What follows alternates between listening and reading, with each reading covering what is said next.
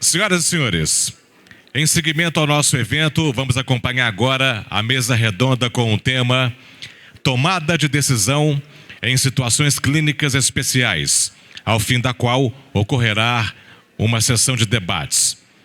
Na função de moderadora, nós teremos a doutora Gisele Crossara.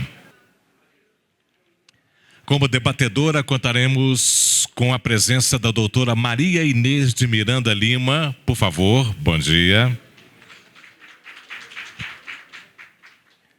Doutora Maria Inês é conselheira do Conselho Federal de Medicina pelo Estado de Minas Gerais. Na condição de expositores, teremos os seguintes participantes. No tema 1, deliberação, mecanismos decisórios, com a contribuição da doutora Maíra Dantas. Por favor. A doutora Maíra é membro da Câmara Técnica de Bioética do Conselho Federal de Medicina. Tema 2, escolha da via de nascimento e o princípio da autonomia, que será conduzido pelo professor doutor José Humberto Belmino Chaves. O doutor José Humberto é da Universidade Federal de Alagoas. Muito bem, eu passo então o microfone neste exato momento para a doutora Gisele, por gentileza. Bom dia a todos. Quero agradecer a presença de todos os nossos palestrantes. E, em nome aqui do professor Rui Nunes, professora Cristina, que tanto nos brindam com seus conhecimentos. Doutor Irã me pediu para ser breve, mas não é essa brevidade toda, mas quero então passar a palavra para a nossa primeira palestrante. Vou ler o currículo. Tivemos hoje pela manhã juntas, num lugar muito especial, né, doutora? Um lugar que as mulheres gostam muito. Nos embelezando. A senhora está belíssima. Então, da doutora Mayra Pereira Dantas, especializada em medicina intensiva, em clínica médica e em gestão de saúde. Pós-graduada em Direito Médico pela Universidade Católica de Salvador, na Bahia, em Direito da Medicina pela Faculdade de Direito da Universidade de Coimbra. Conselheira Federal e Regional de Medicina do Estado da Paraíba. Coordenadora da Câmara Técnica de Administração Hospitalar do CREMEB, membro da Câmara Técnica de Bioética do Conselho Federal de Medicina, membro da Comissão de Direito Médico do Conselho Federal de Medicina, coordenadora da Câmara Técnica de Medicina Paliativa do Conselho Federal de Medicina, coordenadora do curso de Bioética, Bioética Médica e Direito Médico da Universidade Federal da Bahia, presidente fundadora do Comitê de Bioética Clínica da Real Sociedade da Beneficência Portuguesa, 16 de setembro, em Salvador, Bahia. Bom, hoje o tema, agora, nesse momento, são as nossas decisões, tão importantes. Então, eu passo a palavra para a debatedora Mayra Inês de Miranda Lima, Mayra Dantas, que vai falar sobre mecanismos decisórios. Botaram o piquititinho aqui no programa, me desculpa. Uma boa apresentação, doutora. Muito obrigada por sua gentileza, doutora. Bom dia a todos. Eu queria agradecer imensamente o convite para estar aqui. Agradeço à comissão organizadora e ao presidente bioeticista por excelência, doutor Irã Galo. Queria parabenizar, cumprimentar a doutora Gisele Gracindo e, através dela, eu cumprimento todos os bioeticistas que preenchem nesse momento essa sala, dedicando o seu tempo para discutir esse tema tão relevante. E gostaria de cumprimentar a doutora Inês, já agradecendo a hospitalidade mineira habitual que me acolheu durante o meu ensino médio e a quem eu sou muito grata. Cumprimentando o doutor, os debatedores, eu cumprimento os demais presentes. Muito obrigada. Eu vou pedir que faça a projeção, já pode passar o próximo slide. Eu declaro que eu não tenho um conflito de interesses, meu único conflito de interesse é ser absolutamente apaixonada pela temática e uma defensora convicta da importância dos comitês de bioéticas clínicas nas unidades de saúde, sobretudo nas unidades hospitalares. Eu costumo dizer que os hospitais são organismos vivos, como uma grande célula onde as organelas interagem em todo o tempo. Imaginem que os pacientes, os familiares e os colaboradores precisam interagir todo o tempo, durante 24 horas, portanto, permeados por emoções de tristeza, medo, dor, alívio, esperança, incertezas de toda ordem, e essa interação precisa dar certo. Não é à toa que a gente tem tantos problemas de comunicação e, dentro dessa comunicação, tomadas de decisão são feitas a todo tempo, de forma que a gente nem se apercebe mais que toma tantas decisões ao longo do dia, muitas vezes pautadas apenas no raciocínio clínico. Mas, às vezes, o raciocínio clínico não é suficiente quando surgem valores em conflitos. E aí é preciso lançar mão da deliberação. Então, hoje a gente pode dizer que a deliberação é o procedimento de excelência para a tomada de decisão em relações interpessoais, sobretudo nos ambientes de saúde, nas unidades hospitalares, como colocamos agora. Nem sempre foi assim, a ética hipocrática, aristotélica, ela aceitava de que o médico era o grande detentor do saber sobre o que era melhor para o paciente. Nós tínhamos um modelo de heteronomia, que, com a evolução natural da sociedade, esse paternalismo forte foi substituído por um paternalismo fraco, por assim dizer, na verdade, pelo reforço da autonomia através da intervenção de Kant, que determina com o imperativo categórico a importância da dignidade do ser humano. E de se reforçar a sua decisão, a sua participação na decisão. Isso foi aclarado ou reforçado pela Declaração dos Direitos Humanos. Em um determinado momento, alguém pode ter se equivocado de achar que o paciente podia pautar, através da sua autonomia, as decisões. Ele não pode fazer isso, ele não tem o domínio técnico do assunto para fazê-lo. E a gente chega agora no modelo mais equilibrado, que me parece o mais equilibrado, que é a decisão compartilhada e fundamentada, respaldada nos princípios éticos que nos regem. Para fazer uma decisão compartilhada, é preciso que o indivíduo tenha, sobretudo, humildade científica, modéstia intelectual, para entender que, sozinho, ele pode não ser o detentor das melhores decisões. Essa capa histórica da revista Life traz a história de um médico que, em um determinado momento, disse: não, eu não posso decidir sozinho sobre o uso das máquinas de diálise, que, ainda incipientes na época, eram finitas e não atendiam à necessidade de todos os pacientes. E foi montado o Comitê de Bioética, um dos mais midiáticos ou mais conhecidos por causa da Life, onde a chamada dizia: eles decidem quem vive e quem morre. Estava montado o Comitê de Bioética, naturalmente esse não foi o primeiro, mas foi um fato marcante por ser um fato histórico.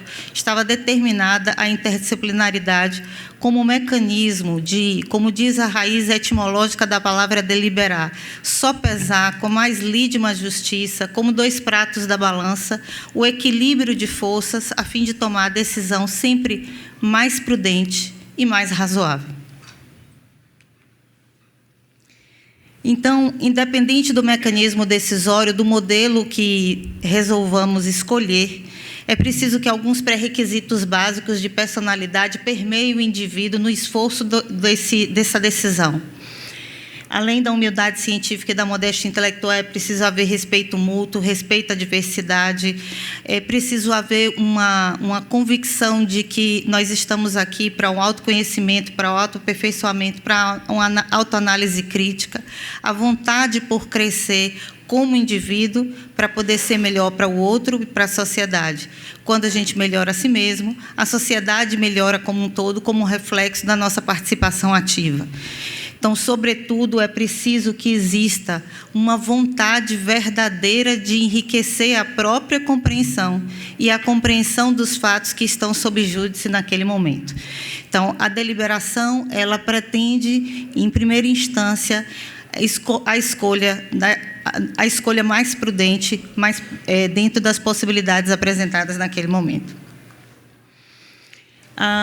Aqui eu faço uma homenagem à revista Bioética, que eu tive a satisfação de conhecer o idealizador, citando uma das suas publicações, onde a gente tem ao menos 5 dos mecanismos decisórios ou dos métodos deliberativos, dentre tantos que já foram desenvolvidos e pautados.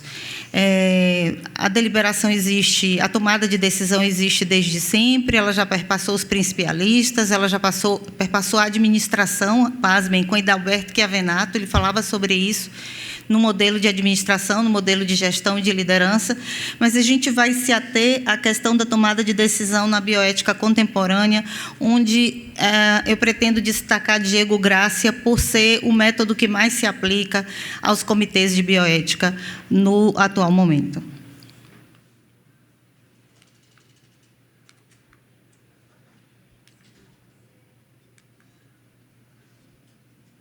Passador nem sempre ajuda. Os conflitos. Ainda existe muita divergência com relação à terminologia em bioética clínica. Alguns dizem que dilemas são situações onde você tem duas soluções diametralmente opostas e igualmente corretas para uma mesma questão. Já Diego Gracia disse que o dilema permeado de emoções se transformaria num conflito e nosso papel seria evitar que esse dilema se transformasse em um conflito. Para Diego Gracia, a abordagem problemática, como ele chama, ele prefere tratar os conflitos como os conflitos morais, onde a gente tem o conflito de juízos, de fatos, de valores e de deveres, com uma abordagem mais complexa na tratativa dos problemas que exige método. Esse assunto ele é importante e ele precisa ser enfrentado de uma vez por todas, porque os profissionais de saúde estão adoecendo por conta do sofrimento moral, que eles não conseguem mais sobrecarregar ou abarcar.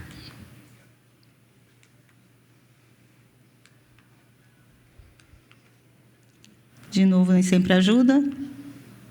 Aqui foi uma pesquisa que nós fizemos no hospital onde eu trabalho, que a gente tem um comitê de bioética. Nós investigamos, fizemos um questionário a todos os entrevistados trabalhadores de saúde, e o que nós descobrimos foi que 93% dos entrevistados mostravam algum grau de sofrimento moral quando da ocorrência de dilemas entre os pacientes e familiares. É interessante porque nós tínhamos feito o trabalho inicialmente apenas para profissionais de saúde e os próprios trabalhadores de saúde, não profissionais de saúde, procuraram dizendo: doutora, a gente também sofre, a gente também quer participar, a gente também quer resolver o questionário, a gente também quer responder, a gente quer que você faça alguma coisa por nós também. E o que eles pediram, 83% deles disseram que se nós tivéssemos uma prévia resolução, isso reduziria seu desgaste. E o que nós descobrimos é que se o Comitê de Bioética fizesse recomendações disponíveis na intranet para aqueles problemas que se repetem, isso já economizava bastante da absorção, do desgaste psicoemocional desses colaboradores. Então, nós passamos a fazer recomendações de consumo interno, deliberadas nesses comitês, para assuntos que todos temos na prática clínica. Visita de animais domésticos, visita de crianças, as questões com relação a hemoderivados, enfim. E isso reduziu muito o nível de judicialização, o desgaste na ouvidoria e o desgaste dos profissionais. Esse é o resultado. Também há quem diga que boa parte desse impacto de falhas da comunicação acaba resvalando no impacto, no aumento significativo das ações judiciais de saúde. Segundo o Conselho Nacional de Justiça, em parceria com o INSPER, nós tivemos um aumento exponencial das ações judiciais na área de saúde nos últimos anos, seja na primeira, seja na segunda instância. É verdade que boa parte dessa judicialização da saúde, ela diz respeito, na verdade, à judicialização de acesso à saúde, que foi muito dita aqui. Mas, quando a estratificação é feita, 2,69% dessas ações judiciais estão relacionadas ao suposto erro médico. Aqui dito suposto erro médico, porque ainda não transitado e julgado, e envolve todos os profissionais de saúde, envolve todo o âmbito da medicina. E parece unanimidade entre os juristas e os conselheiros que dentro desse suposto erro médico existe uma grande quantidade de situações onde a gente identifica falhas de comunicação. Seja comunicação escrita, prontuários, sejam documentos médicos, seja comunicação verbal, comunicação não verbal, falta de protocolos de más notícias, falta de empatia, a transferência frágil, relatórios de transferência frágil entre unidades, passagem de plantão, trocas de equipes. Nós temos grandes problemas de comunicação. O Instituto Brasileiro de Segurança do Paciente diz o mesmo, que boa parte dos erros em saúde estão relacionados a problemas de comunicação. E se a gente tem uma comunicação ruim, a gente vai ter uma tomada de decisão baseada nessa comunicação, que também será ruim, porque a gente vai ter uma tomada de decisão que é baseada em fatos que não se sustentam.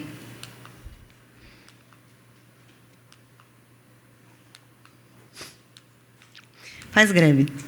Então, me permitam, por favor, citar Diego Grácia.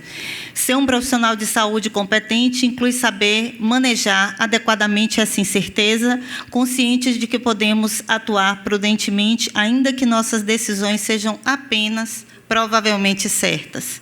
É da natureza humana querer ter razão, mais do que isso, é da natureza humana querer ter toda a razão. Opiniões são juízos racionais. Nossas opiniões não esgotam a análise de problemas.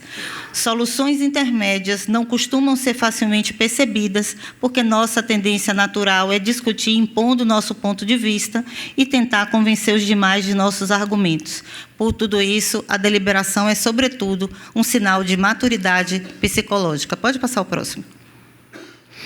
Então, eu trouxe aqui um esquema para facilitar tanto a deliberação individual como a deliberação interdisciplinar, que é um modelo que a gente usa de uma forma um tanto contraída, resumida, para os comitês de bioética clínica.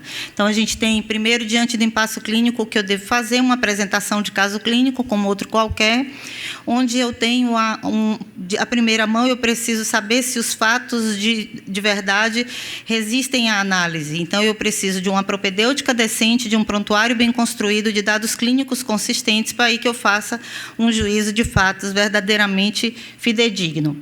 Depois dessa análise, eu preciso saber que valores estão em conflitos. Então, eu saio da fase cognitiva e passo para a fase valorativa. Depois das fases dos valores, eu preciso saber que deveres estão em conflitos. E aí eu passo para a fase volitiva, entre o dever ideal e o dever realizável. Devo evitar os cursos de ação extrema, optar pelo curso de ação intermédio, e dentro do curso de ação intermédio, eu escolho o curso ótimo, se ele suportar as provas de consistência, a publicidade, legalidade e temporalidade. E a legalidade, a prova de legalidade, por exemplo, justifica porque, em alguns comitês de bioética, são muito bem-vindos os profissionais do direito. Existe ainda muita resistência com relação à participação dos profissionais de direito nos comitês de bioética, mas eles podem atuar, sim, como estratégias de direito médico preventivo, colaborando de forma proativa, inclusive na redução da judicialização, se entendermos que nós todos queremos o mesmo, tanto o direito à medicina, que é prover uma assistência digna e igualitária para todos e evitar os erros em saúde. Pode passar o próximo? Então, para aqueles que não conseguirem deliberar individualmente ou em equipe, ou usando esse modelo ou análogos, recomendo fortemente a implantação dos comitês de bioética clínica, conforme a recomendação número 8 de 2015 do Conselho Federal de Medicina, que é uma recomendação extremamente didática, prática, de fácil implantação. Os comitês de bioética que são implantados, eles têm um papel educativo extremamente relevante na formação desses colaboradores, dessas equipes, para a importância da bioética na assistência integral. Pode passar. E aqui é um caso que eu posso trazer, porque ele foi publicado no Congresso Baiano de Bioética e Biodireito, sobre um paciente que solicitou um ritual religioso no período que esteve internado, porque ele estava com uma neoplasia fora de perspectiva terapêutica curativa, já em fase terminal, mas não fase ativa de morte, e ele desejava ser batizado. A primeira vez que me trouxeram isso, é um paciente da Cristã do Brasil, hospital eminentemente católica, minha primeira pergunta, mas qual é o conflito? Me faltavam fatos. Os fatos é que, para a Cristã do Brasil, eu aprendi nesse momento, o regimento exige para o batismo verdadeiro que o adulto fique imerso numa piscina em pé, podendo ficar em pé. Chamamos o ancião para procurar saber se era exatamente assim. Ele apresentou o regimento, não era negociável, era uma exigência da igreja. Então, chamamos a infraestrutura, a CCIH, para ver se podíamos, então, providenciar esse batismo dentro do âmbito hospitalar. Mas esse paciente não suportava deshospitalização, ele não suportava condições de transporte, ele não suportava condição de transporte nem para a área externa do hospital, onde nós tínhamos condição de implantar esse recurso. E a CCH também não recomendava a sua imersão como deveria ser, porque ele tinha dispositivos implantáveis que contraindicavam a situação, e a psicologia e a médica assistente ratificavam que isso era importante para ele, para a garantia, pela sua convicção, que nos cabia questionar, da sua salvação. Então, nós chamamos novamente o ancião, negociamos com ele e com o próprio paciente, e ele aceitou fazer uma bênção com uma situação, digamos, intermediária, dentro do próprio quarto, onde nós montamos toda a estrutura, inclusive para a família, para que isso fosse feito. Mas o que eu mais aprendi nesse caso é que ele disse uma coisa que marcou a equipe, o comitê. Ele disse: doutora, se até eu me convenci através do esforço de vocês, imagine Jesus, o que não deve ter pensado. Então, o que eu aprendi com esse caso é que, pelo próprio esforço de fazer, independente do resultado final, já que a gente não tem a pretensão de certo ou errado, já que o que nós queremos é apenas achar uma saída moral, uma solução razoável, uma saída possível, às vezes, na própria construção, aquele paciente já está sendo acolhido, já está sendo abarcado no que ele realmente quer. Pode passar? A provocação que eu faço é que o Comitê de Bioética Clínica ele não deve mais ficar apenas nos hospitais e na gestão hospitalar, que felizmente ele já chegou. Penso que ele tem que extrapolar os muros, ele tem que ir às entidades normativas e fiscalizadoras, ele precisa ser propositivo junto às lideranças, ele precisa ser propositivo junto à gestão pública e ele precisa contaminar positivamente a sociedade com a capacidade maior que o vírus, para que o cidadão, em última instância, se convença em algum momento da importância do seu papel na sustentabilidade do sistema. Sem autopercepção, sem autocuidado, sem conscientização do usuário, não tem verba, não tem planejamento orçamentário que dê conta de manter a sustentabilidade do sistema de saúde. O usuário precisa saber que ele é partícipe disso e que só através da sua conscientização, ainda que não num curto prazo, como a educação costuma fazer, é que a gente vai ter um sistema de saúde realmente sustentável. Pode passar?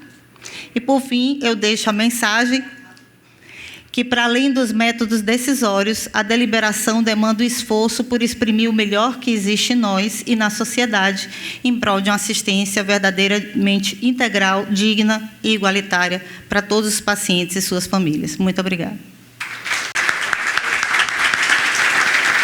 Agradeço a doutora Mayra Dantas e chamo à mesa o nosso querido Dr. José Humberto Belmiro Chaves, com o tema Escolha da Via de Nascimento e o Princípio da Autonomia. Dr. Humberto possui graduação em Medicina pela Universidade Federal de Alagoas, pós-doutorado em Comunicação e Saúde pela Universidade Aberta de Lisboa, Portugal, doutorado em Bioética e Ética Médica pela Faculdade de Medicina da Universidade do Porto, Portugal, mestrado em Ciências da Saúde pela Universidade Federal de São Paulo, Escola Paulista de Medicina. Atualmente é professor associado de ginecologia da Faculdade de Medicina da Universidade Federal de Alagoas e professor titular de ginecologia da Universidade Estadual de Ciências da Saúde de Alagoas. Estou lendo só um terço, né, do currículo do Dr. Humberto, estou terminando. Membro da Câmara Técnica de Bioética do Conselho Federal de Medicina, conselheiro do Conselho Regional de Medicina do Estado de Alagoas e presidente da Associação Brasileira de Patologia do Trato Genital Inferior e Colposcopia. E acho que, por final, nosso grande amigo de todos nós, né? Nosso doutor Humberto. Por favor, com a palavra. Muito obrigado, doutora. Bom dia a todos. Inicialmente, agradecer à comissão organizadora pela confiança do meu nome, né? E estendo esse momento, né? Porque, na verdade, tudo que será dito aqui é resumo de muitos aprendizados que tenho ao longo dos anos pelos ilustres conselheiros e fazer uma menção ao meu estimado orientador do meu doutorado, o professor Dr. Rui Nunes. Bom, me coube, por favor, a projeção, falar sobre um tema de fronteira, né, que é a escolha da via de nascimento e o princípio da autonomia. Declarar inicialmente... Pode passar, amigo, acho que eu não vou conseguir.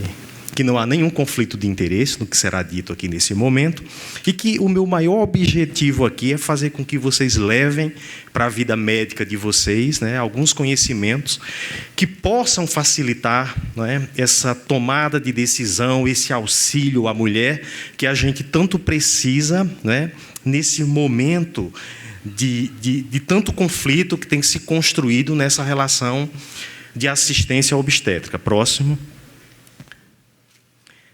Então, a vez e a voz das mulheres, né, na escolha da via de nascimento e respaldado por autonomia nessa diáspora. Próximo. Então, dizer que nós estamos aqui com o objetivo de responder essa pergunta, né, que é uma pergunta feita pelas mulheres. Nós queremos escolher a via de parto. Mas existem opções para que isso aconteça. Próximo. Então, dentro desse contexto, inicialmente, eu gostaria de fazer 2 enquadramentos. O primeiro enquadramento de um modelo que a gente tem vivido até então, que é esse modelo tecnocrático, né, que o médico define, que o médico domina e que a mulher se submeteu a isso e que teve sucesso, né, e que foi bom. Por outro lado, né, surgiu esse movimento muito caracterizado como humanizado, na verdade um movimento centralizado, onde a mulher é o epicentro dessa decisão. Ela é que vai escolher e definir o que ela quer. Próximo. Então, dentro desse contexto de humanização, o que nós defendemos para essa assistência é um modelo humanizado que já se repete há algumas décadas.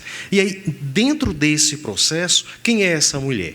Como essa mulher se sente? Então, essas 3 variáveis do poder da escolha centrado na parturiente, aonde as pessoas que assistem esse processo são apenas coadjuvantes e a mulher ela toma a decisão do que ela quer, obviamente que enquadrada dentro de evidências científicas que possam permitir a isso, né, procedimentos e intervenções, quando fazer isso apenas em momentos que efetivamente tragam algum valor para o processo fisiológico da evolução do parto, né? E que, na verdade, quando nós falamos de humanização do parto, nós estamos falando de um evento social, de um evento em que a mulher quer perto as pessoas que trazem segurança, né? Que fazem com que ela se sinta, né, abençoada por estar perpetuando a espécie.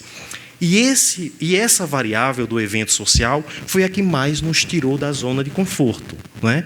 Porque nós precisamos vivenciar essa questão de que não é apenas a questão biológica, né? O que a mulher não quer nesse momento é que dentro da fisiologia do seu parto sejam interpretadas situações patológicas, ou seja, que se criem intervenções desnecessárias dentro daquilo que o interrego do trabalho de parto pode permitir que aconteça. Próximo. E aí eu me socorri da caixa de Pandora, né, para tentar me aproximar do que nós entendemos como sendo o mais importante, né, diante dessa busca de uma aproximação do que a mulher quer.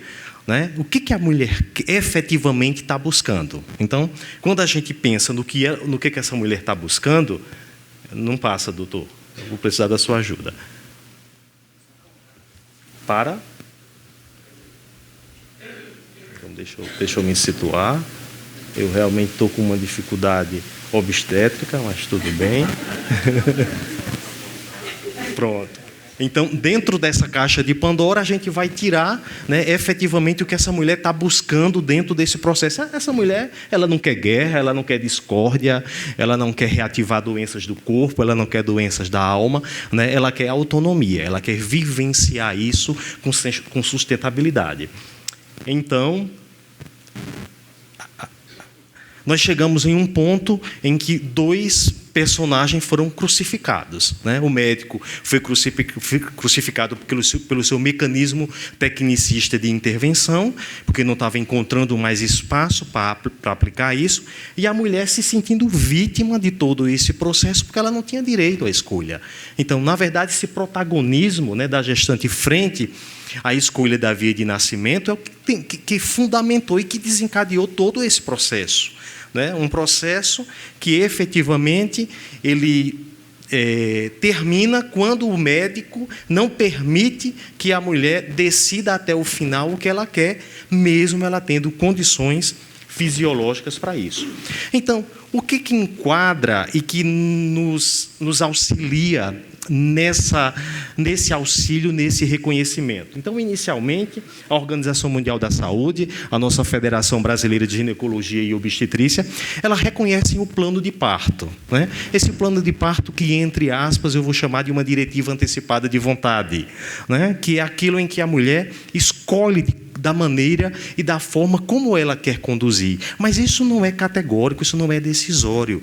Isso pode ser adequado às situações de acordo com a necessidade que o médico foi interpretando. E aí, entre anjos e demônios, né, o médico tem transitado nessas questões.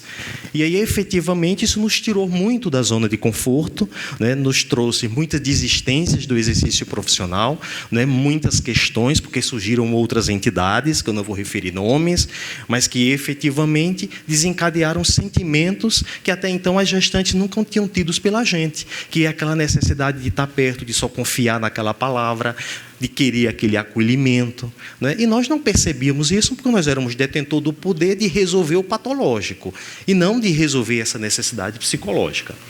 E aí, dentro desse contexto, inicialmente eu queria fazer alguma consideração sobre a episiotomia. Né? A episiotomia, infelizmente, no Brasil ainda tem evidências muito altas, que variam de 1% a 90%, mas numa linha de corte em torno de 40%.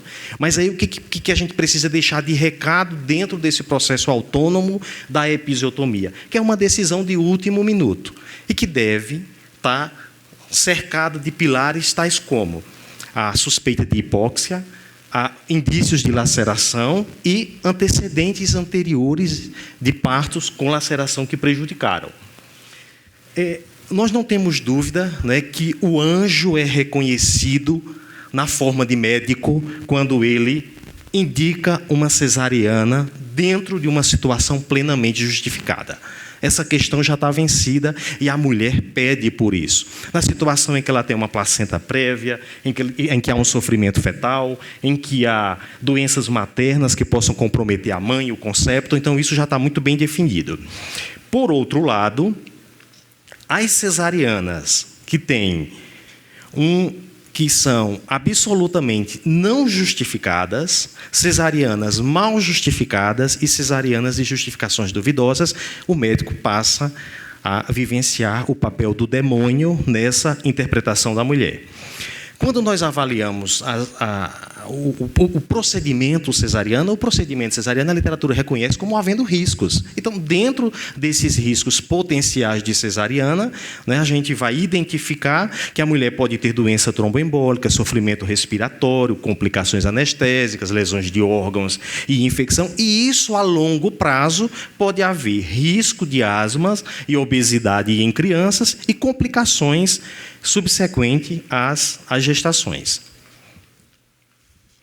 Então, algumas informações de dados. Então, o parto cesárea ele tem aumentado as suas taxas na maioria dos países. Então, isso é um dado antigo, mas só para vocês terem uma ideia, em um país com desenvolvimento, né, como os Estados Unidos, as taxas saíram de 4,5 para 32,9 em 2019. E eu queria fazer alguns comentários acerca de fatores que influenciaram o aumento do número de cesarianas, principalmente no Brasil, na questão da saúde suplementar. Então, quando a gente pensa no obstetra, né, o obstetra está dentro desse contexto com a possibilidade de aumentar o número de cesárea, porque ele consegue fazer um agendamento prévio, né, e ele tem uma menor duração de intervenção. Do ponto de vista hospitalar, lembrar que a maioria das maternidades não oferecem condições adequadas para o parto vaginal, falta equipes para intervir nas complicações do parto e faltam leitos.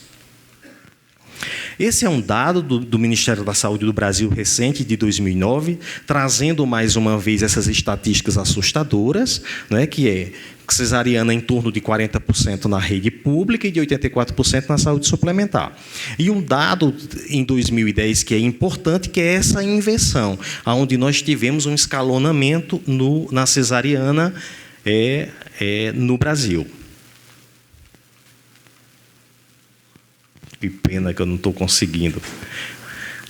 Chancelando a autonomia brasileira, o Conselho Federal de Medicina saiu à frente quando reconheceu, por esta resolução, né, que a cesariana eletiva ela é permitida. Essa cesariana ela precisa ser muito bem enquadrada, porque tem que haver uma espera, essa mulher tem que atingir esse termo real, e esse termo real transformado em dias, a gente tem um interregno de 273 dias, que isso é muito importante que seja esclarecido aos pacientes, porque o ideal é que essas mulheres entrem em trabalho de parto, mesmo a gente dando como opção a cesariana eletiva. O que a literatura chama a atenção é que a gestação de termo é um período de risco heterogêneo de mortalidade neonatal, pensando nessa questão do termo precoce na indicação do procedimento. Evidências científicas mostram que não existem evidências suficientes para fomentar essa cesariana a pedido, né? Então, ainda deixa isso em aberto quanto à utilização. Outros trabalhos mostram que a escolha materna reflete a autonomia, porém, não deve sobrepor ao critério médico quando este sabe qual a via de parto é melhor para a mulher. Então, dando o domínio médico na tomada de decisão. Você passa, por favor. Então, a ACOG reconhece, né, e diz que existe uma associação da cesariana a um risco de morte materna após o parto 3 vezes maior em comparação com o parto vaginal, devido às complicações sanguíneas, infecciosas e anestésicas. Próximo. Devido a isso, a Organização Mundial da Saúde recentemente lançou essas recomendações, e dentro dessas recomendações elas tiveram como ponto de partida esse reconhecimento da necessidade urgente de globalizar, né, o aumento sustentado e sem precedentes do uso de cesariana. Próximo. E aí eles construíram recomendações. Dentro dessas 5 recomendações, eles trazem coisas do dia a dia da assistência social, ou seja, intervenções educacionais para mulheres, a educação em saúde, desmistificando o medo e a ansiedade quanto a onde ela vai parir, né, aonde ela vai ser assistida. 2, diretrizes clínicas e segunda opinião. Essa segunda opinião é importantíssimo, né, para que a mulher possa efetivamente reconhecer, né, em outro profissional que a cesariana é indicada. 3, diretrizes clínicas auditoria e feedback para essa mulher e para toda a equipe envolvida. Quarto, um modelo de atendimento profissional, colaborativo, levando em consideração o contexto de uma pesquisa rigorosa. E quinto, estratégias financeiras, ou seja, equalizar honorários médicos dignos para que motive o médico a participar dessa assistência. Próximo, recentemente, a FEBRASGO, junto com o Ministério da Saúde, lançaram esses 10 passos, né, de acolhimentos obstétricos, de cuidado, nessa intenção também de reduzir a mortalidade materna. Próximo. E a Organização Mundial da Saúde traz essa inquietação. Por que intervenções não clínicas? Então, a busca de intervenções não clínicas, elas estão diretamente relacionadas a uma proporção crescente de cesarianas globalmente não clinicamente indicadas e devido a uma necessidade urgente, né, de haver uma abordagem quanto a como conduzir essas questões. Próximo. E aí, esse gráfico ele mostra exatamente o que a Organização Mundial de Saúde pretende. O que é que ela pretende? Desmistificar o medo da dor, fazer com que os profissionais entendam que não há uma infração ética direta quanto ao seu exercício profissional, assegurá-lo, dar segurança, oferecer conhecimento para que ele continue exercendo a obstetrícia, fatores organizacionais, incentivos financeiros e fatores socioeconômicos para que haja um enquadramento dentro dessa questão. Então, a edição desses fatores não clínicos é crucial para reduzir cesarianas desnecessárias. Próximo. O parto ele é um evento natural e fisiológico, porém a sua evolução e desfecho são imprescindíveis. Então a gente precisa parar e discutir autonomia versus desfechos imprevisíveis. Próximo. Nesse contexto, cabe uma pergunta inicial. Por que não se fala sobre isso? Problemas intrapartos. Dados estatísticos de revistas confiáveis e importantes apontam que acontece em torno de 23% de mortes neonatais, de 26% de natimortos, 10% de mortes nos primeiros 5 anos de vida, ou seja, natimortos e anoxiados intrapartos são um problema enorme e invisível. Próximo. Dentro dessa abordagem, a Sociedade Brasileira de Pediatria reconhece a presença do pediatra em todo o processo de nascimento, ou seja, e ainda traz um dado que muitos nos preocupa, que mesmo quando nenhum problema é identificado na gestação, cerca de 1 em cada 10 recém-nascidos necessitam de ajuda para iniciar a respiração. Próximo. Esse trabalho traz um dado preocupante, que é o registro de asfixia de parto em torno de 50% de processos no Reino Unido, e o pior, em torno de 3,1 bilhões gastos para corrigir-se isso. Próximo. Esse outro trabalho reitera a incerteza quanto ao dado da Organização Mundial da Saúde. Próximo. E, semeando a autonomia dentro desse processo, próximo, o médico, né, ele embasado em teorias principialistas, principalmente autonomia e beneficência, ele consegue caminhar entendendo dentro desse processo autônomo e moral, próximo, que o médico consegue, desde muito, encontrar essa resposta, né, de autonomia, tanto ética como legal. Próximo. E esse cruzamento de beneficência e autonomia, há um reconhecimento mediante a situação que se apresenta. Próximo. O Código de Ética assegura essa autonomia. Próximo. A ACOG também assegura o uso desse método, né, como consentimento informado, permitindo a gestante a cesariana a pedido. Próximo. E, por fim, uma reflexão. A problemática da escolha da via de nascimento é um exemplo nítido tanto da dificuldade de se estabelecer diálogos parturiente-médico frente a posições científicas distintas, quanto do obstáculo em se praticar autonomia sobre a questão, uma vez que o conceito não tem voz argumentativa. Muito obrigado. Muito obrigada e parabéns, doutor Humberto. Passo agora a coordenação da doutora Marinês Miranda Lima, conselheira suplente do Conselho Federal de Medicina pelo Estado de Minas Gerais.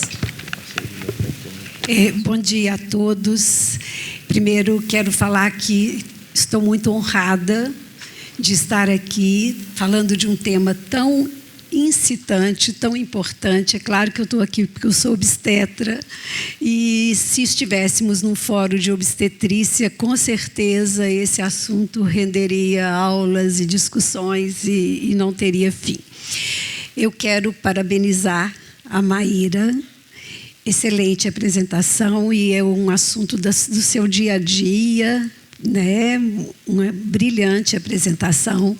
Meu caro amigo Humberto, nós sabemos quanto a gente já discutiu esse assunto da obstetrícia e aqui eu acho muito importante uma colocação que eu quero fazer uma menção à minha amiga Vera, do Conselho Regional daqui, que como as coisas mudam, a cultura muda.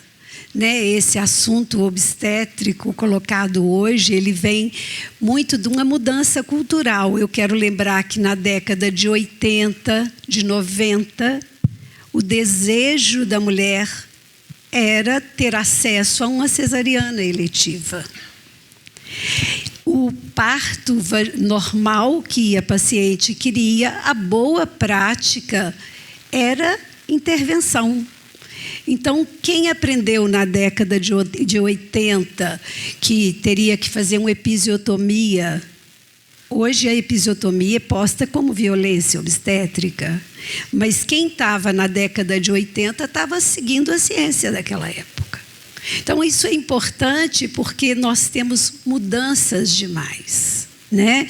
E conflitos demais. Foi muito bem posto como os obstetras estão incomodados, porque eu acho que estão nos tirando da sala de parto, né? Tem a enfermeira, a doula, agora a psicóloga na sala de parto.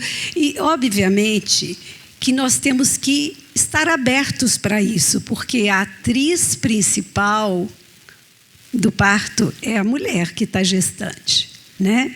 E esse papel foi durante décadas, e se a gente for para a história da obstetrícia, né, que está 80 anos, né, porque antes o parto era domiciliar.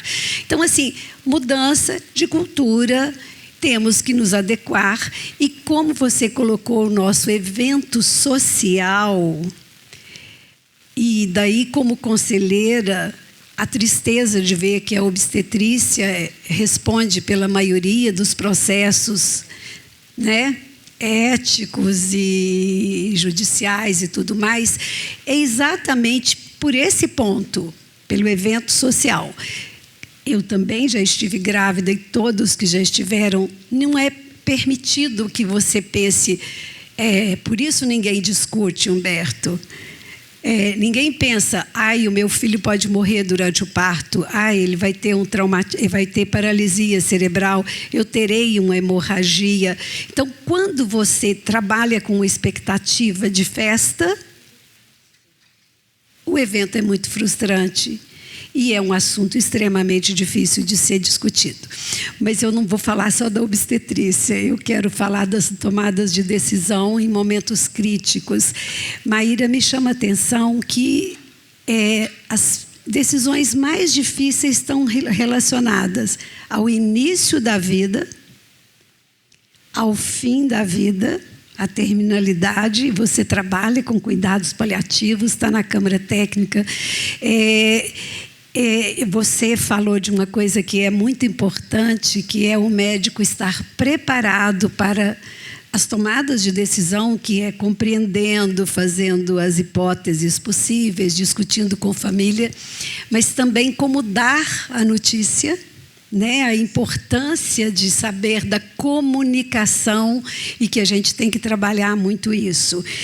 A primeira pergunta que eu quero te fazer é dos desafios para a organização dos comitês de ética nos hospitais e, como você sugeriu, além do hospital.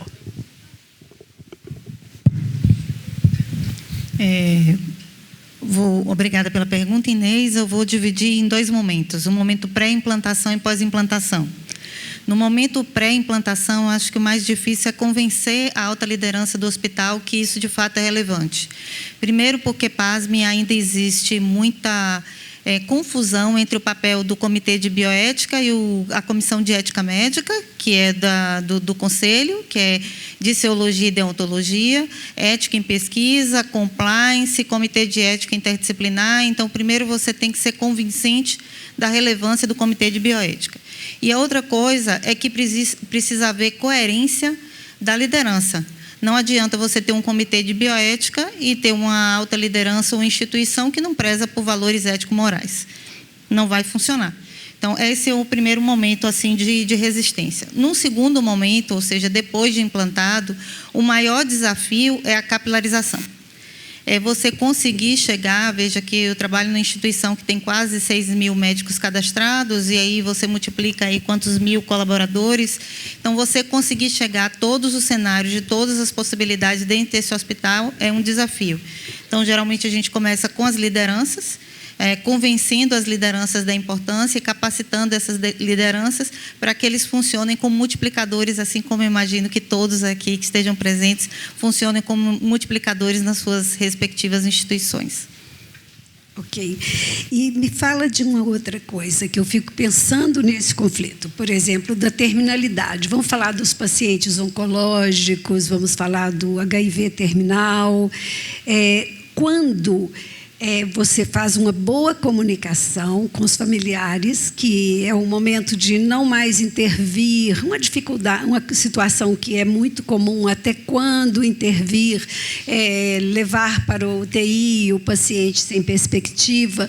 Quando você discute com o familiar, se respalda em dados clínicos, em protocolos, e o paciente ou o responsável, os familiares, não acatam e não concordam com a sugestão. Como que vocês lidam com isso na prática?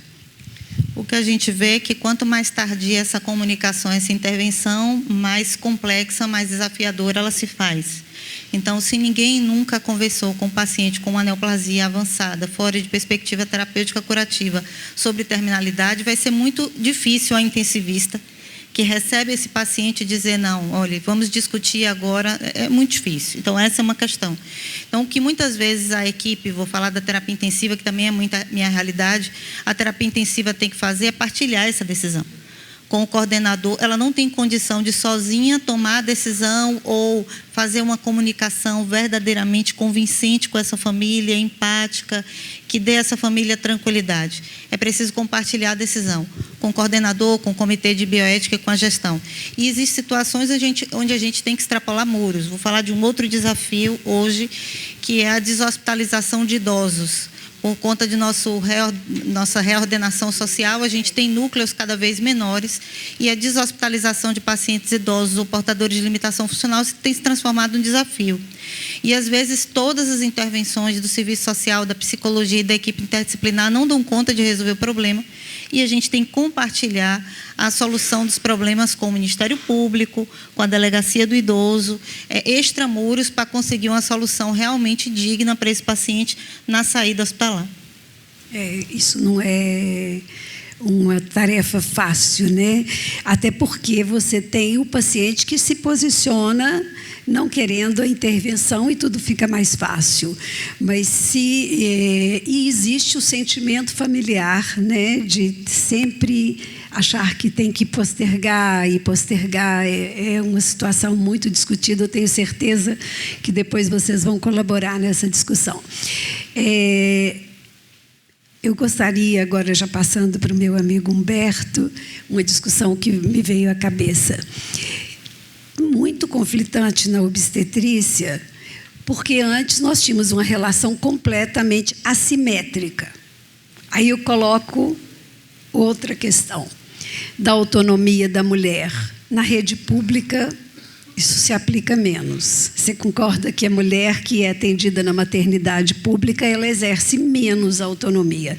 Então, como que eu diria do que a mulher sonha com o parto e como ele pode ser? né?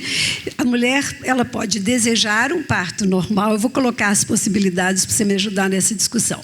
Ela pode desejar um parto normal, romancear o parto, porque é o que a mídia faz hoje, né? Ela tem, e até eu falo que faz bullying, porque se a mulher não consegue alcançar isso, ela tem um grau de sofrimento muito grande. Por exemplo, se ela não dá conta de não fazer peridural, porque ela se prepara, eu quero ter um parto com dor, eu quero passar por tudo de forma mais natural possível, desejando que seja domiciliar ou que seja sem nenhuma intervenção, né? A maioria dos planos de parto vem assim.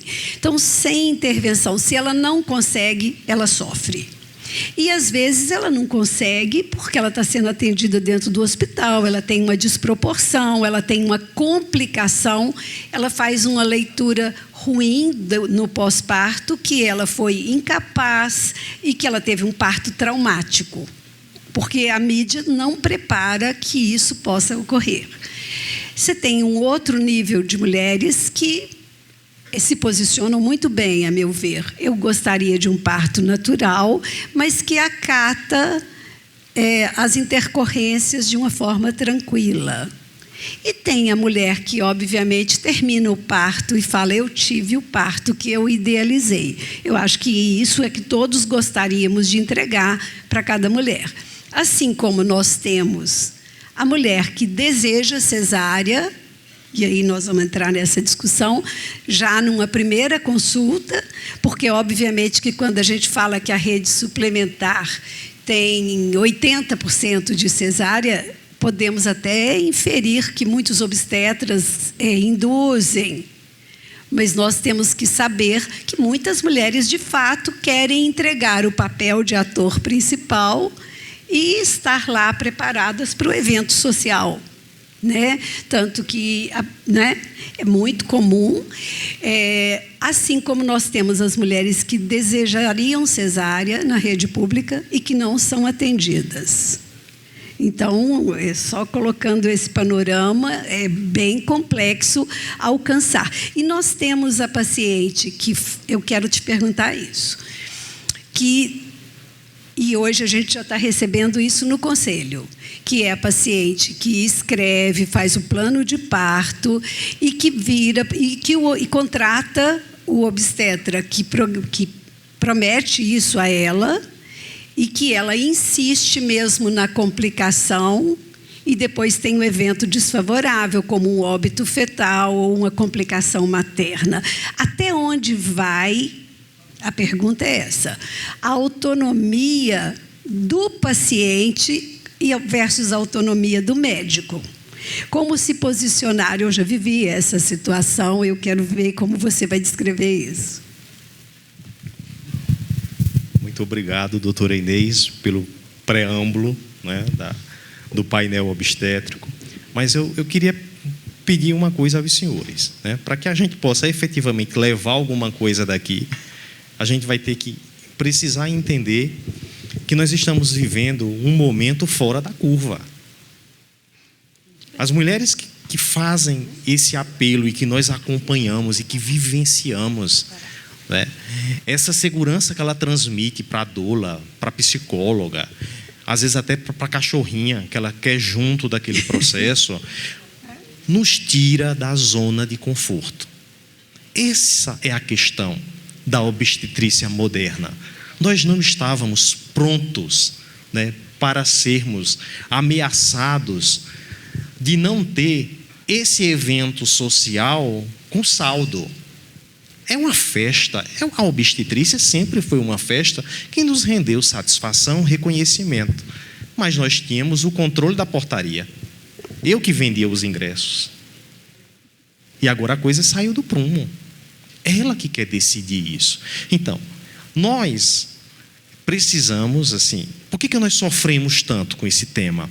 Primeiro, porque nós não fomos adestrados. Na linha da formação do curso médico, né, nós não tivemos essas três entidades: doula, psicóloga, enfermeira obstétrica, né, proporcionando um sentimento que a mulher estava buscando. Eu diria aos senhores que é um pensamento esquizofrênico, mais uma realização no imaginário de Deus. Quando você vê aquilo tudo no final dar certo, né? Todo aquele estresse, o menino taquicárdico no canal de parto, ela não quer fazer a epísio, ela quer aguardar, e a gente se estressa e grita com a mãe, grita com o marido, e vem o desespero. Mas por que nós ficamos assim? Né? Porque nós temos medo, né? Nós temos medo da responsabilidade, do peso nos nossos ombros, e que isso é uma coisa perfeitamente entendível. Só que assim, nós vamos precisar, se nós quisermos, entendeu? Fazer com que as mulheres atravessem esse sentimento de busca por esse mundo imaginário do parto normal, a gente vai ter que estar junto. A gente vai precisar sair da zona de conforto. E o que é precisar sair da zona de conforto? É assinar para nós mesmos um testamento vital do risco que a gente tem dessa criança ir a óbito. E aí a coisa precisa estar conversada na relação médico-paciente. Quando a doutora Inês faz o resgate do plano de parto e a paciente querendo, muitas vezes, registrar isso em cartório, precisa ter um item aonde se diga que no transcurso desse voo a gente vai precisar pousar em algum aeroporto que não estava previsto, se a gente quiser o sucesso do concepto. Nesse modelo de parto que nós estamos assistindo, o recém-nascido não é lembrado. Ao tamanho da fila para perguntar. Eu já vou encerrar. O recém-nascido não é lembrado. Então, a mulher, na verdade, ela está pouco se importando. Agora, quem é que nos avalia? O ápiga da nossa neonatologista. O ápiga da nossa neonatologista nos persegue com aquela nota 5. Nós fizemos toda a nossa parte, né? Saiu tudo perfeito, o menino não chorou, mas ela vai me dar um 5. Aí eu questiono com ela, por que tanta tirania? Né? O menino está nos braços da mãe, porque na hora que ela dá essa nota 5 para mim, e se esse desfecho for desfavorável, isso vai contar numa questão de interpretação de má assistência. Mas vamos abrir para as perguntas, que o tema é palpitante. É muito palpitante. Eu também adoraria fazer algum contraponto, mas vamos fechando. Passo para você. Muito obrigada. Vamos ser breves. Eu vou encerrar a fila, porque senão a gente não termina e temos outra palestra em seguida do Dr. Jean Carlos. Por favor, doutor. Como eu fui citado pela querida amiga doutora Marinês, eu queria falar alguma coisa com o professor Humberto. Eu fui obstetra e parei quando a obstetrícia começou a mudar. Eu fui aluna do professor Mário Dias Correia, que me ensinou o que é uma obstetrícia humana, uma obstetrícia que acolhe. E a primeira mudança foi quando criaram um plantão de obstetrícia. Nesse dia eu falei, eu não faço mais. Porque o plantão, ele não tinha... Alô, som. Mais perto. O plantão de obstetrícia... eu acho que criou toda uma desinformação, porque nós tínhamos contato com o paciente quase 9 meses, e a gente, quando entrava na sala para fazer um parto, eu sabia de detalhes da vida da minha paciente. E isso mudou. A paciente chegava, ela nunca tinha visto aquele médico, o médico nunca tinha visto aquela paciente, e ele era obrigado a fazer o parto. Foi quando eu resolvi mudar. O que eu estou vendo hoje, teve assuntos maravilhosos, né? A terminalidade da vida, que é um assunto empolgante, mas eu acho que nenhum é mais empolgante do que a obstetrícia hoje, porque o médico virou inimigo da paciente. O que nós somos tratados na mídia é que a mulher que vai para o hospital está correndo risco, e isso é um absurdo, chegar nesse ponto. E um dos grandes conflitos que nós temos Doutora, é esse, a pergunta, violência por favor. contra o médico que está tendo. A doula dá palpite, a fotógrafa que está dentro, ela dá palpite, e o médico fica acuado. E tem o plano de parto, que quando o médico não concorda com aquilo que está lá, ele é obrigado a fazer uma Doutora, peço incisão a de perfil. gentileza que faça a pergunta, porque Sim, temos então, é só demais. passar esse comentário, nem é pergunta, Obrigada. doutor Humberto. Esses conflitos que a gente vive, eu não vejo, nesse momento, uma solução. Mas parabéns, muito obrigada de tanto que eu aprendi ouvindo o senhor. Muito obrigada. Próximo, por favor. Vamos ser breves. Adir de Paula, eu sou conselheiro do CRM de Minas. Eu quero, de início, contrapor um pouco a doutora Maria Inês. Eu sou pediatra, então, do meu ponto de vista, o bebê é o ator principal no nascimento. E a minha pergunta é o seguinte, pensando nessa perspectiva da criança, a gente sabe que o parto natural, não cirúrgico, é a melhor via para o nascimento. Então, desse ponto de vista, é ético a gente dar à gestante a opção de escolher a via de nascimento?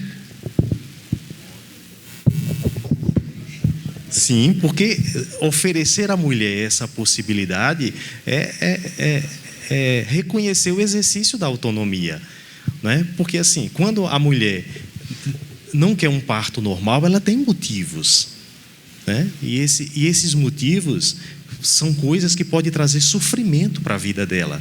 Imagine ela ter que passar um parto, uma gestação toda apavorada com a possibilidade de parir normal, e a ciência não ofereceu a ela, né, o direito dela resolver isso. A cesariana, a pedido, é um dos maiores reconhecimentos do direito à dignidade da mulher. Ela precisa ter esse auxílio até para ela criar coragem para ir na rota inversa. Por que não tentar o parto normal? Agora, o que nós precisamos? Para que isso não fique uma coisa categórica, um modelo definido, né? Ela precisa esperar as 40 semanas. Ela precisa vivenciar o sentimento do crescimento. E aí a gente pode conseguir resgatar uma que tinha desejo operatório e tentar evoluir para um parto normal. Penso que seja assim. Obrigada. Eu pediria, então, que 3 pessoas, nós estamos com 6 na fila, façam as perguntas, depois o doutor Humberto responde as 3, por gentileza. Eu gostaria de me dirigir à doutora Maíra. Também, perdão, doutora Maíra. Nós estamos falando muito aqui da autonomia do médico, da autonomia do paciente, mas hoje em dia, infelizmente, a gente está perdendo a autonomia do médico e do paciente, porque nós temos a autonomia dos convênios, né, e da burocratização da medicina. E achei interessante a sua colocação, doutora Maíra, em termos de deshospitalização dos idosos. Eu trabalho tanto com neonatos quanto com idosos. E o que acontece, é um dilema ético que eu queria a sua opinião, na questão da bioética dentro de um hospital. Quando a gente faz hoje em dia uma anestesia, eu sou anestesista, num paciente idoso que tem a chance de ir para a terapia intensiva. Eu sou anestesista que não quero mandar meu paciente para a terapia intensiva. Eu quero deshospitalizar o meu idoso e tirar, sei como seria esse termo, tirar o paciente do CTI, né? Eu não quero mandar aquele idoso para ter delírio e ali, por causa daquela cirurgia, ele piorar a vida dele, ser um determinante. Bom, a pergunta é a seguinte: o paciente tem uma reserva de CTI, acaba o final da cirurgia, o cirurgião me pergunta, eu não quero mandar e acho que ele tem plenas condições de ir para o quarto. E a resposta que eu tenho, foi acordado que ele vai para o CTI, e se ele não for, como é que eu vou fazer uma nova solicitação, porque aquele convênio não vai me pagar e vai me glosar essa conta? Olha onde nós chegamos. Não, obrigada. Eu não tenho autonomia nem meu, nem do cirurgião e nem do paciente. Como proceder? Eu agora, doutora Maíra, verificarei se teria alguma outra pergunta para a doutora Maíra em seguida. Então, por favor, faça a sua pergunta, porque ela vai responder para a Maíra. Depois vamos organizar assim por conta do tempo, que nós já estamos muito justos. É só o Herman Obrigada, mesmo, ainda doutora. pisei no pé de um companheiro ali, como diz lá. Herman Fontenhausen, sou conselheiro do Conselho Regional de Medicina de Minas Gerais e sou da Câmara Técnica do Conselho Federal. E aqui, como eu tenho 2 minutos para fazer minhas perguntas, que são 2, uma para cada um, é para a doutora Maíra.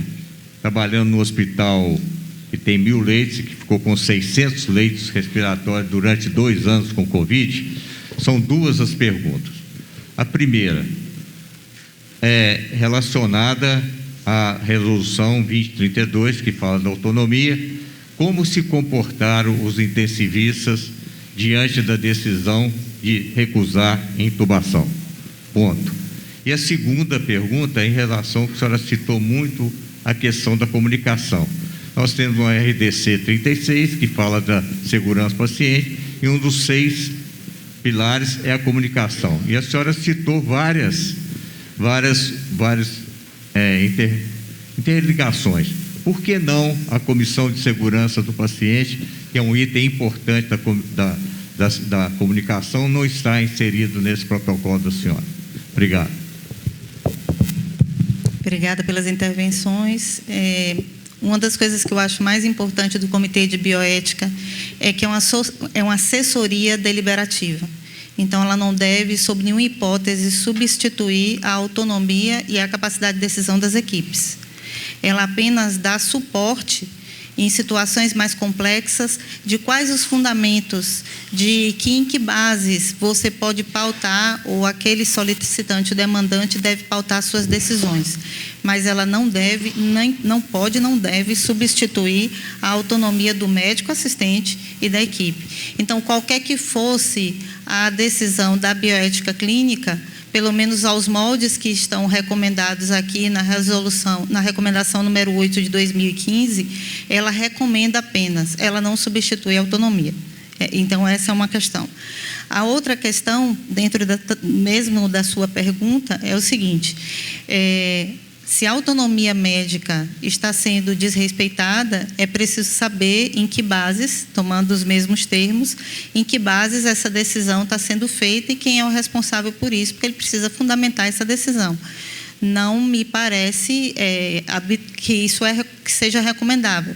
Então, é preciso que tenha uma justificativa muito válida, porque a autonomia deve ser sempre respeitada. Então, não sei se eu consegui lhe mostrar qual é a diferença da bioética para a questão da autonomia do médico. Ela não substitui a autonomia da equipe. Com relação à questão da segurança, o seguinte: a acreditação internacional, ela nos ajudou muito em recomendar o Comitê de Bioética como um dos comitês, digamos assim, para você chegar a diamante na acreditação internacional canadense, você tem que ter um comitê de bioética atuante. Isso seria a última etapa, depois de cumpridas todas as etapas de qualidade e segurança, inclusive todas as comissões obrigatórias, todas as recomendadas e o núcleo de segurança do paciente, que hoje é obrigatório pelo Ministério da Saúde por lei. Então, o comitê é um comitê à parte e não substitui nenhuma das outras obrigatórias. Revisão de prontuários, revisão de óbitos, CIPA, núcleo de segurança do paciente, todos os protocolos de qualidade e segurança implantados, enfim, seria um dia inteiro para a gente falar todas as questões de acreditação. Então, não substitui sob nenhuma hipótese. Obrigada. Por gentileza, a próxima pergunta. Vamos fazer todas as perguntas para depois o palestrante responder. Eu sou o João Batista, eu sou o conselheiro possivelmente mais antigo aqui do Conselho Regional de Medicina de Minas Gerais, com muito orgulho. E em relação à obstetrícia, eu gostaria de afirmar algumas coisas. Isso é afirmativo. Primeiro, que sala de parto não é teatro, não é palco. Não é palco. Isso aí eu discordo completamente. Ali não tem artista, não.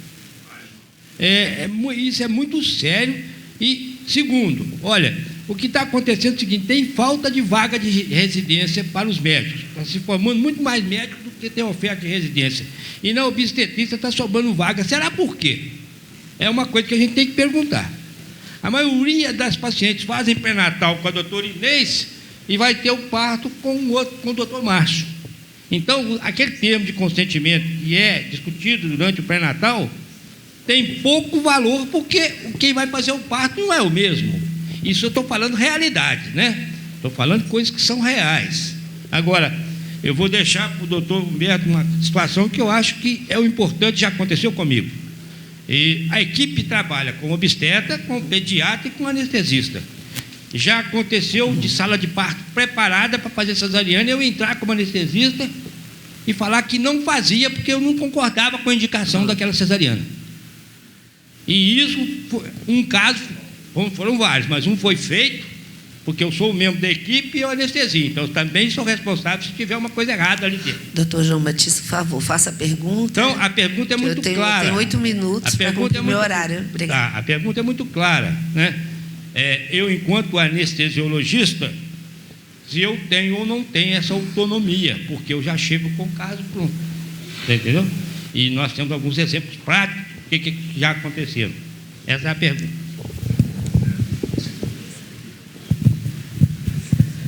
Boa tarde, eu sou Inessa, sou diretora da SOGMIG, doutoranda do programa de bioética. Eu queria fazer 2 perguntas para a Maíra sobre o tempo de deliberação. Eu fiz também o curso de deliberação moral em São Paulo, e a gente tem um tempo, e às vezes o caso em si, o conflito, ele não dá tempo de esperar essa deliberação nos moldes que a gente tem, principalmente seguindo aí a deliberação proposta pelo professor Diego Grácia, né? E sobre obstetrícia, né? Eu sou obstetra, minha tese de doutorado, inclusive, é sobre essa questão da publicidade e propaganda nos serviços de obstetrícia, e eu gostaria de fazer uma pergunta sobre o plano de parto. Muito difícil a gente cumprir plano de parto, sendo que a gente não tem ambiência adequada, número de anestesistas, aqui o João acabou de dizer, para poder oferecer analgesia de parto, se a paciente desejar, e muitas outras coisas, né, gente, que a gente vê colocado nos planos de parto. Como equacionar isso, principalmente aqui no Brasil, enorme do jeito que a gente tem? E só uma questão que eu acho que a gente está vivendo um pêndulo aí na obstetrícia, e eu não acho que a gente está nem no tecnocrático e nem no humanizado. Eu acho que a gente está no meio desse caminho, construindo um novo modelo de assistência obstétrica aqui no Brasil. Então, a gente tem que, como a Inês disse, acompanhar essas mudanças culturais para a gente conseguir acompanhar esse novo modelo de obstetrícia. Obrigada. Temos 6 minutos para cumprirmos nosso horário. Então, eu queria agradecer ao doutor João Batista, porque ele fez o exercício comigo de tirada de zona de conforto. Estava tudo tão bonzinho, doutor João Batista. Mas aí a questão que o senhor apresenta, lembre-se sempre, a objeção de consciência, que seria o argumento que o senhor poderia utilizar para não fazer esse procedimento, poderia ser uma via de acesso para o senhor sair de cena desse processo. Mas se não tiver quem lhe substitua, a questão está encerrada. Porque é 2 contra 1. Então, se 2 estão entendendo que aquilo precisa ser feito, penso que o mais correto é o senhor se submeter à tirania de quem indicou o procedimento. Quanto à questão da doutora, né, do plano de parto, né, que é difícil de cumprir, eu queria trazer uma reflexão. A reflexão seria o seguinte: olha, eu acho que a gente não precisa resolver o mundo agora. Então, vamos resolver essa questão, essa situação em particular, tipificando. Nós estamos aprendendo a lidar com o plano de parto e nós estamos criando o mundo imaginário que a gente desejaria para a obstetrícia. Um país de realidades socioeconômicas totalmente díspares e de dimensões continentais como o nosso, a gente nunca vai conseguir equacionar um modelo lógico que ofereça um mesmo olhar. Então, nós vamos viver situações diferentes. Dentro dessas situações diferentes, o que a gente não pode se separar e se afastar é da dignidade da pessoa humana, de respeitar a mulher dentro desse papel. Por que isso está doendo tanto? Porque isso é muito caro. Isso leva muito tempo. É uma medicina que os nossos honorários não acompanham. É muito complexo lidar com essa obstetrícia, aonde a gente precisa dessa variável tempo. Doutor Berto, peço mil para acompanhar esse desenvolvimento.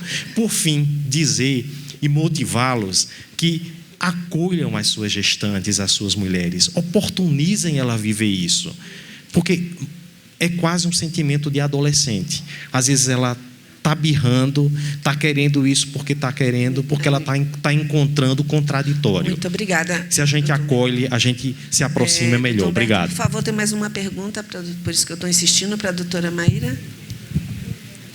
Muito obrigada. A intervenção foi perfeita, inclusive porque eu tinha, talvez, eu me esqueci de colocar na lista dos desafios a questão da temporalidade, porque é de fato um desafio. No regimento do Comitê de Bioética da instituição que eu trabalho, a gente coloca isso, inclusive, de forma clara, que a gente não consegue dar uma resposta com menos de 48 horas, porque a maior parte dos colaboradores do comitê são colaboradores de outras áreas da instituição, eles não são exclusivos. Eu conheço instituições no Brasil que têm um núcleo de bioética dedicado exclusivamente para esse serviço, mas não é a realidade da maioria. A realidade da maioria é você ter o comitê de bioética composto por pessoas que têm outras atividades no hospital. Isso tem uma benesse, que é facilitar o entendimento do hospital, como ele funciona. Se você tem líderes que são da assistência, eles estão mais próximos da realidade do que aqueles distanciados. Mas isso cria um problema. Qual é a questão?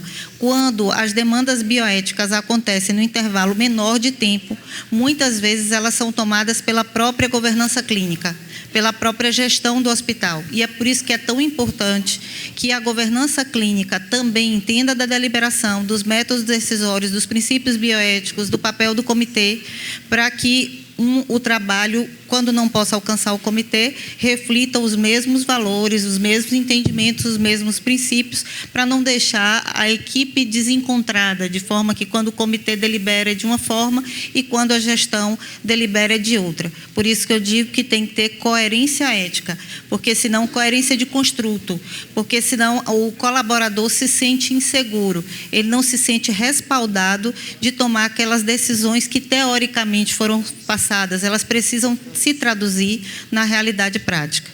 Então, respondendo objetivamente, em intervalos mais curtos, a governança clínica é forçada a deliberar nessas situações dos comitês que são voluntários.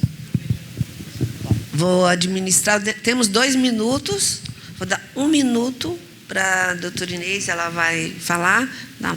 E o doutor Humberto gostaria de voltar a falar, mas só 1 minuto cada, tá bom? Por favor, a gente está no tempo, vamos cumprir aqui. Obrigada. E agradeço a todos. Só porque muitas questões obstétricas foram colocadas, eu quero colocar uma que eu acho que nós temos que estar abertos para oferecer para a mulher o melhor resultado. O meu colega já disse que é o respeito à autonomia dela, mas informando. É como dizer para o filho, olha, isso pode complicar, pode isso. Então, ela tem que ter nós temos que ter boa relação médico-paciente, entender que o modelo foi colocado pela minha colega, a questão as nossas pacientes, infelizmente, o modelo obstétrico hoje quase não permite a escolha do médico. Então, nós estamos passando para uma obstetrícia que ela vai fazer o pré-natal com um, fazer o parto com outro, e isso implica em melhoria das maternidades, no acolhimento. O Ministério da Saúde fala disso o tempo todo. É o acolhimento à gestante, entender o desejo dela. Nós vamos conseguir estar melhores. Estamos num momento difícil, mas isso é uma construção que eu acredito que fantasiar junto da mulher o parto e tentar entregar o melhor resultado é o APGAR, é a paciente bem e é o APGAR do recém-nascido. É nisso que a gente tem que basear e informar que podemos ter complicações. Obrigada, adoro o assunto, desculpem pelo excesso. Só uma fala de conforto final para dizer que nós temos a solução. A solução está no Estatuto do Embrião Humano. Quando nós desenvolvermos esse estatuto que assegure esse conceito como pessoa, nós avançaremos e será escalonal esse receio, esse medo e essa insegurança de dividir com a mulher o bem maior, que é experimentar o parto. Muito obrigado a todos.